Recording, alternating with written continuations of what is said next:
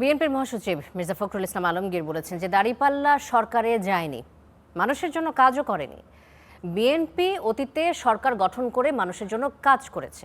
বিকেলে ঠাকুরগাঁও সদরের নির্বাচনী প্রচারে মির্জা ফখরুল ইসলাম আলমগীর একথা বলেন। ভোট দিলে কেউ জান্নাতে যায় না এমনটা উল্লেখ করে ফখরুল বলেন যে ধর্মীয় বিষয় নিয়ে অপতথ্য ছড়ানো উচিত নয়। বাংলাদেশ সকল ধর্মের মানুষের দেশ, সকল ধর্মের মানুষ একসাথে দেশ গড়বে এবং সবার জন্য সমান নিরাপত্তা নিশ্চিত করাই বিএনপির মূল লক্ষ্য বলেও জানান বিএনপি মহাসচিব।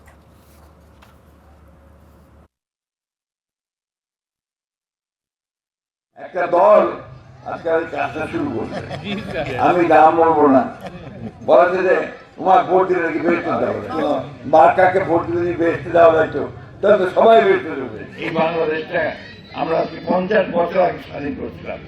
হিন্দু, বৌদ্ধ, মুসলমান সব ধর্মের মানুষকে আহ্বান জানাবো, আসেন আমরা সবাই এক হয়ে কাজ করি।